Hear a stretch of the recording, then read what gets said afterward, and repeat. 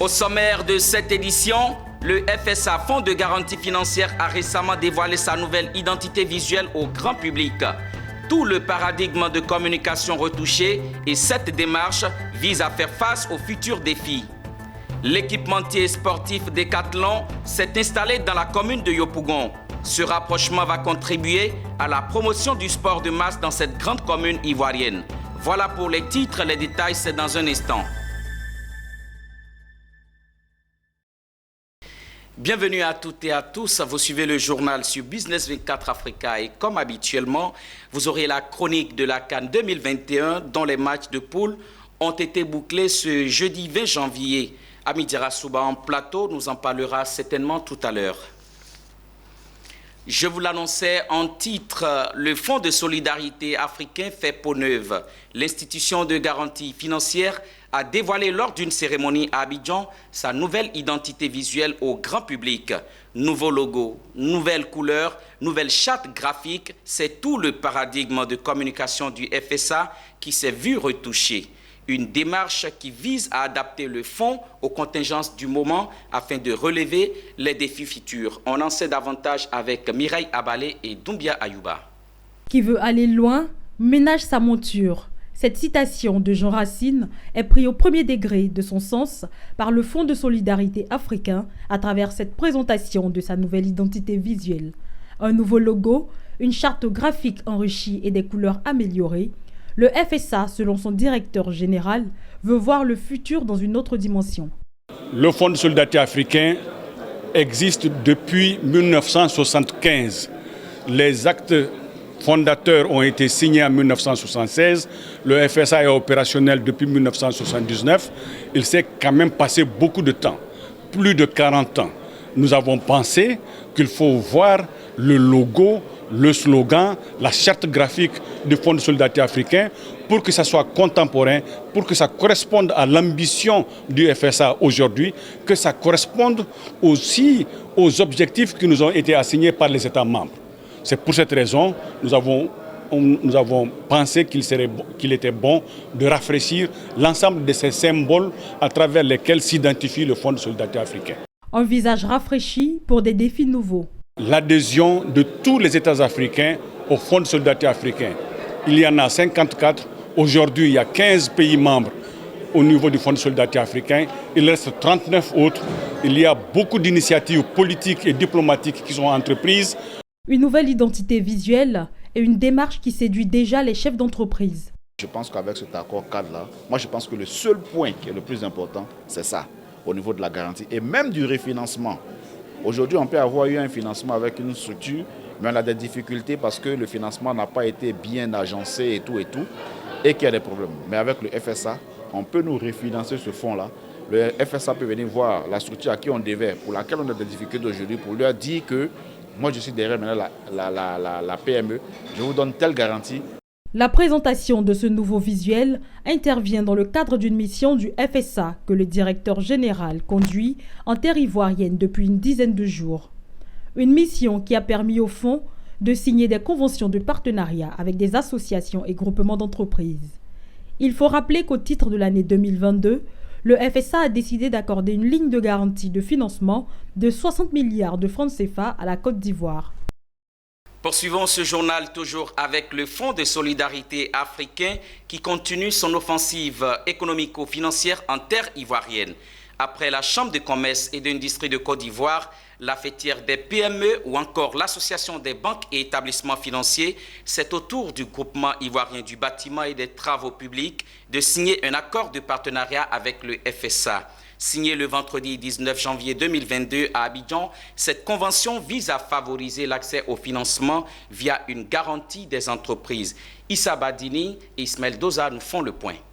La campagne de proximité, pour ne pas dire de porte-à-porte, du Fonds de solidarité africain se poursuit en Côte d'Ivoire.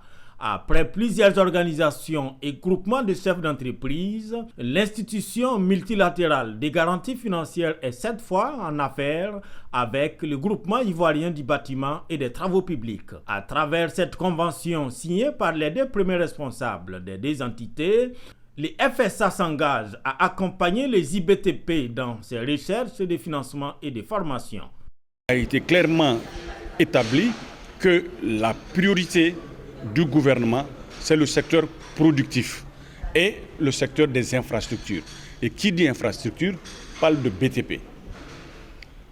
Il vous souviendra que j'ai eu un échange assez intéressant avec la Chambre de commerce et d'industrie de Côte d'Ivoire, avec laquelle j'ai signé un accord cadre de coopération. Même chose avec la Fédération ivoirienne des PME. Et aujourd'hui, je suis avec le groupement des entreprises du BTP. Tout ceci pour dire que la décision que le Fonds de solidarité a prise de mettre à la disposition des PME 60 milliards de garanties financières, je le confirme. Une coopération que le groupement du bâtiment et des travaux publics attendait et se dit désormais prêt à prendre toute sa place. Relativement au PIB de la Côte d'Ivoire, l'intervention du FSA était trop minime. Mais pas parce que le FSA n'est pas volontaire pour investir en Côte d'Ivoire, pour soutenir les entreprises, parce que les entreprises ne connaissaient peut-être même pas l'existence du FSA, d'où l'accord de coopération, pour que nous diffusions un peu plus la connaissance du mécanisme à nos entreprises et que nous puissions, nous Côte d'Ivoire, bénéficier au maximum de l'intervention du FSA pour nos entreprises. L'une des conditions, sinon la principale pour accéder au financement, c'est la structuration des entreprises et des projets. Et sur la question, les IBTP est tout à fait d'accord avec les FSA. Évidemment, quand on dit qu'il y a du financement qui est disponible, il est évident que n'ont accès à ces financements-là que des entreprises qui portent des projets solides, des projets viables et qui elles-mêmes peuvent présenter des dossiers structurés, des dossiers bien analysés. D'où la notion de formation qu'on a intégrée justement dans cette convention cadre pour permettre à nos entreprises de monter en puissance dans la présentation de leurs demandes de financement. 145 milliards de francs CFA, c'est le montant global de la garantie du FSA dans l'économie ivoirienne. Un chiffre relativement bas aux yeux d'Amadou Diallo qui souhaite ainsi rectifier les tirs. Notons que le FSA a accordé une ligne de garantie pour le compte de l'année 2022, 60 milliards de francs CFA aux entreprises ivoiriennes. Une enveloppe qui passera à 100 milliards l'année prochaine selon le directeur général du fonds, à la seule condition que les 60 milliards de cette année soient consommés. Parlons à présent d'environnement. La 26e conférence des parties des Nations Unies sur le changement climatique COP26 à Glasgow, en Écosse, a fermé ses portes le vendredi 12 novembre 2021.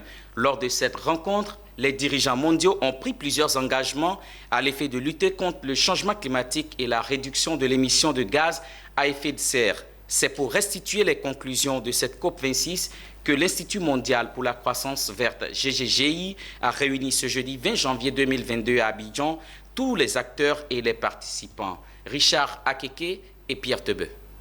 Considérée comme la plus importante depuis Paris, comportait plusieurs enjeux, à savoir changer radicalement les engagements en matière de réduction des émissions et renforcer la coopération internationale dans les domaines de la transition énergétique, du transport routier durable et de la nature.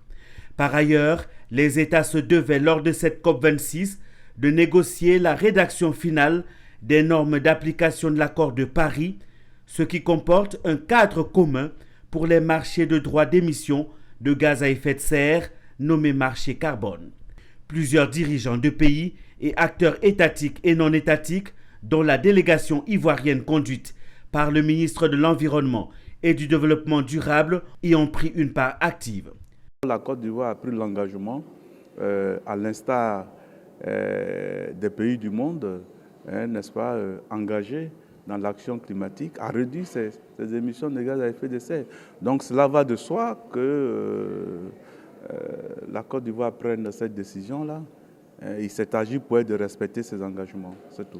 L'Institut mondial pour la croissance verte ou Global Green Ground Institute s'est engagé à la préparation des organisations de la société civile pour une compréhension des enjeux de la COP26. Alors cette COP26 a été d'une certaine manière une opportunité pour un certain nombre de sujets d'être mis en avant, mais également de certains retours un rendez-vous qui n'a pas complètement été abouti et pour lesquels il est important de pouvoir relancer un certain nombre de débats et approfondir un certain nombre de débats, notamment dans la perspective de la COP27.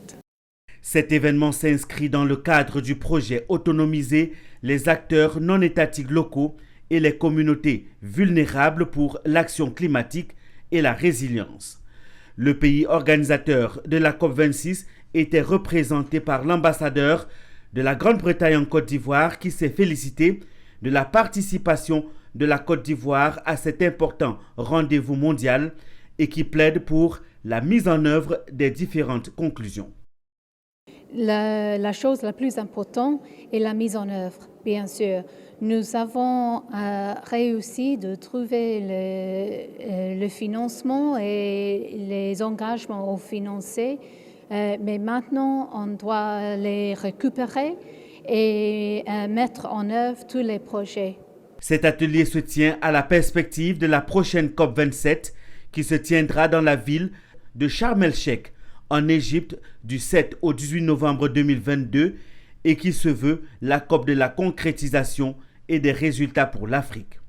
Il est par ailleurs annoncé la tenue en Côte d'Ivoire en mai prochain à Abidjan le sommet sur la désertification dénommé COP15 et les enjeux sont d'adopter un souffle nouveau à cette lutte contre la sécheresse. Ils sont désormais heureux, les décathloniens de Yopougon. Leur cri de cœur vient d'être entendu par les responsables de Décathlon Côte d'Ivoire. Une boutique vient d'être inaugurée dans l'enceinte de Cosmos Yopougon. Une action qui va promouvoir les sports de masse dans la grande commune ivoirienne. Le commentaire de Zénab Dosso. Décathlon Cosmos Yopougon, c'est la 4e boutique de l'entreprise Décathlon Côte d'Ivoire, inaugurée le mardi 18 janvier 2022. Après celle de la Riviera Palmeraie il y a 2 ans. Bâtie sur une superficie de 500 mètres carrés, cette boutique regroupe des produits de l'univers sportif, entre autres les sports collectifs, les sports d'eau, les sports de raquettes, le cycle roller, la marche, le running, le fitness et un rayon santé et découverte. Par le truchement de cette boutique, le directeur général de Décathlon Côte d'Ivoire vient combler un vide et démocratiser la pratique du sport dans la grande commune de Yopougon. Yopougon est le 4e magasin, c'est aussi une grosse commune de la Côte d'Ivoire. La superficie de la commune de Yopougon est énorme, nous devions d'être présents. Selon Odette Beléoué de la boutique Décathlon de Yopougon, ce nouveau magasin est un lieu de convivialité sportive où sont proposés des articles de toutes les bourses et pour toutes les catégories de personnes, y compris les personnes de petite taille. Elle a aussi rassuré les responsables de Décathlon Côte d'Ivoire par la confiance placée en son équipe. À l'endroit de la population de Yopougon, on s'est dit, nous sommes de retour. Parce que tout au long du mois de décembre, de novembre, ils n'ont fait que râler, ils n'ont fait que nous réclamer. Nous sommes là pour eux. Se félicitant de l'ouverture de ce 4e magasin Décathlon à Yopougon, Alain Conan, représentant du ministère du Commerce et de l'Industrie, a remercié cette entreprise internationale pour avoir offert plus de 30 emplois directs et induits très importants à la commune de Yopougon. Une vision de l'employabilité qui contribue au développement du commerce intérieur. Dans notre vision, le commerce traditionnel qu'on avait l'habitude de voir doit changer de cap. C'est-à-dire qu'on doit pouvoir moderniser tout ce qui est infrastructure commerciale et pour trouver aussi des mécanismes pour avoir non seulement des boutiques modernes. Présent à cette cérémonie, l'ancien athlète international Oumar Koné a salué cette initiative de Décathlon qui va permettre aux sportifs de Yopougon d'être performants et en bonne santé. Je tiens beaucoup d'abord à dire merci à le groupe Décathlon d'avoir ouvert 4 magasins ici en Côte d'Ivoire, ici à Abidjan. Parce que d'habituellement, quand on va à l'étranger, on voit les magasins Décathlon. Décathlon Côte d'Ivoire est une entreprise française de grande distribution de sport et de loisirs créée en 1976 par Michel Leclerc. Il compte 1700 boutiques dans le monde, dont 38 en Afrique et désormais 4 en Côte d'Ivoire. Passons maintenant à la chronique sportive sur la CAN 2021.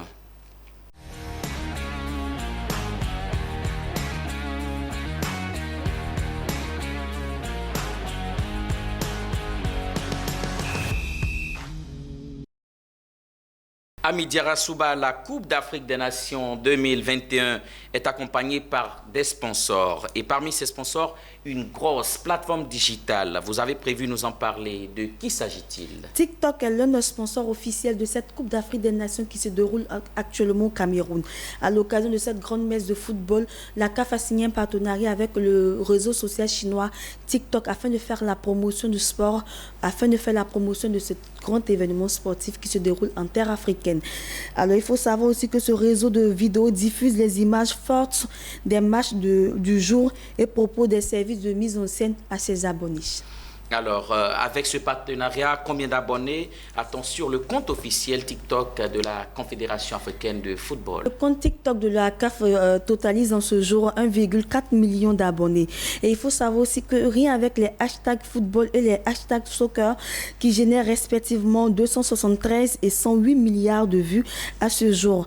Alors, Nassim, j'ai envie d'expliquer un peu comment TikTok rémunère ses followers en fonction des followers. Par exemple, Business 24 a un compte TikTok et compte par exemple 25 000 abonnés. Oui. Et par publication, TikTok rémunère Business 24 à hauteur de 900 €, ce qui équivaut à 589 500 francs CFA, ce qui n'est pas rien. Donc imaginez la CAF qui totalise en ce jour 1,4 million de followers sur leur compte. Combien TikTok leur reversera? Pour boucler la chronique sportive du jour, quel est le classement officiel des huitièmes de finale? Alors, les huitièmes de finale, on connaît déjà les équipes qui vont déjà s'affronter en huitièmes de finale. Le dimanche, sur le coup de 17 h, le Burkina Faso affrontera le Gabon. À 20 h, le Nigeria sera face à la Tunisie. Le lundi, la Guinée affrontera la Gambie à 17 h et le pays hôte, le Cameroun, sera face aux Comores. Dès le mardi, le Sénégal affrontera le Cap-Vert à 17 h et à 20 h, le Maroc sera face au Malawi. Mercredi, pour boucler cette affiche des huitièmes de finale, sur le coup de 17 h, la Côte d'Ivoire sera face à l'Égypte et le Mali affrontera la Guinée équatoriale. C'est ce qu'il fallait savoir sur l'affiche des huitièmes de finale. Merci, amis. Prenons donc rendez-vous pour les huitièmes de la grande messe du football africain. Exactement. C'est tout pour l'actualité. Merci de choisir Business 24 Africa pour vous informer. À bientôt.